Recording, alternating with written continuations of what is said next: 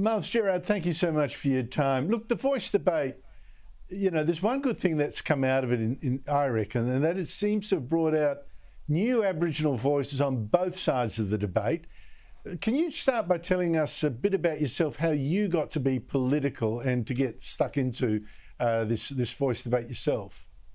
Yes, thank you, Andrew, for having me on, and that's absolutely right.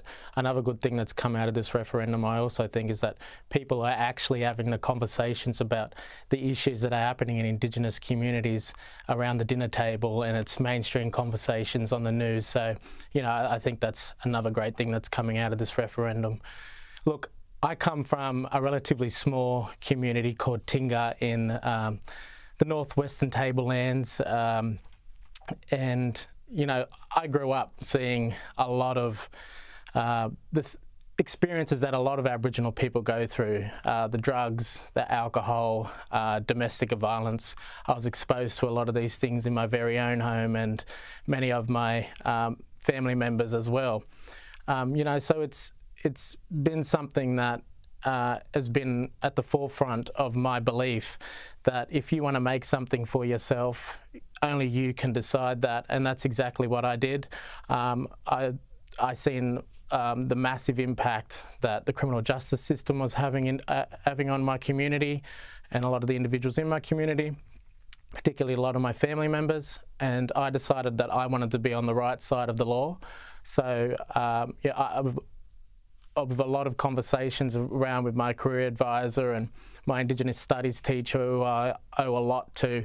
I had the opportunity to come down to Sydney to study law, and with a Bachelor of Arts majoring in politics. And I think my story really speaks to why I'm against this voice, is that no matter where you come from in this country, you can succeed.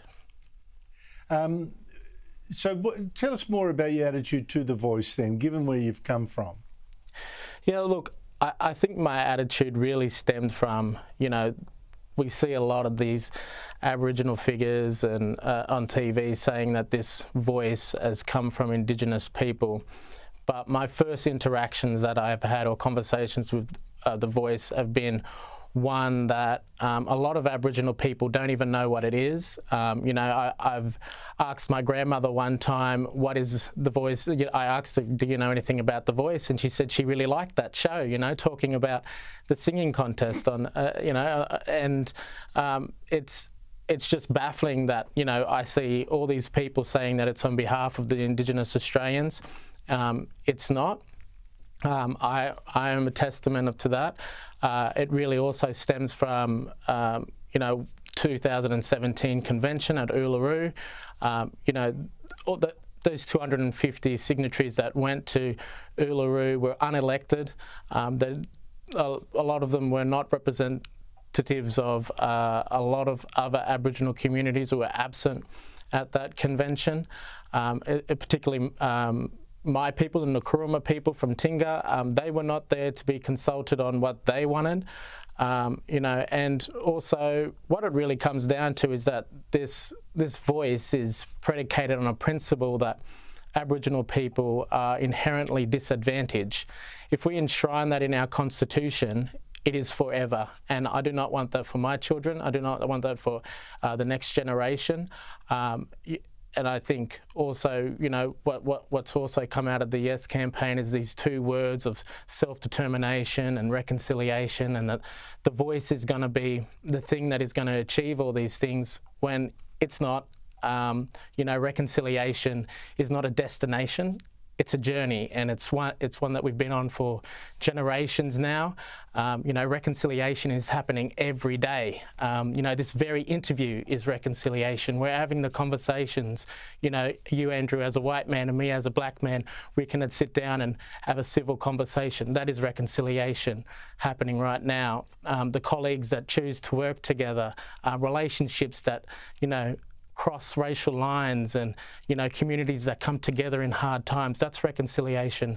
And self-determination, you know, only you can achieve that. That's something that is an innate thing that is innate to all individuals, black, white or otherwise.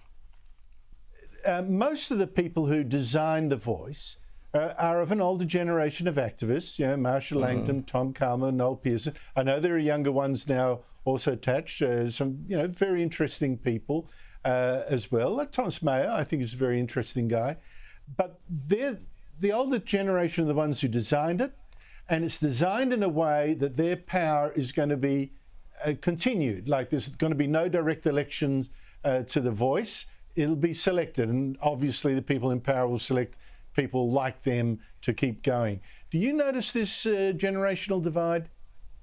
Oh, absolutely. Look, I have the utmost respect for every single person who is on the Yes campaign. You know, I don't agree with everything they say, but I have so much respect for them, you know, and, you know, they're really the epitome of exactly what the no side's messaging is, that, you know, just because you're Aboriginal doesn't mean you're not going to be able to succeed. You know, we have professors, we have lawyers, we have scientists, we have so many people who are successful in a lot of fields. You know, and I think that's where the generational split is coming from. You know, I think the young people, you know, which has just been a travesty of this campaign on both sides. I think that there haven't been much youth, you know, because we're going to be the ones who have to carry this on our shoulders, whether it succeeds or not. So, you know, I just think that young people have a more positive message in terms of let's start bringing this country together. You know, we recognise the past. It's time for truth telling. You know, colonisation happened. A lot of bad things happened, and a lot of those things do impact certain individuals, Aboriginal people in our communities, but it's not everyone. And you know, I think a lot of the leaders on the Yes side are just sort of classing us into this one homogenous group and saying that we're all being affected by the same things when we know that's not true. Thank you so much for coming on the show. Certainly, mate. Thank you for having me. And everyone vote no. Cheers.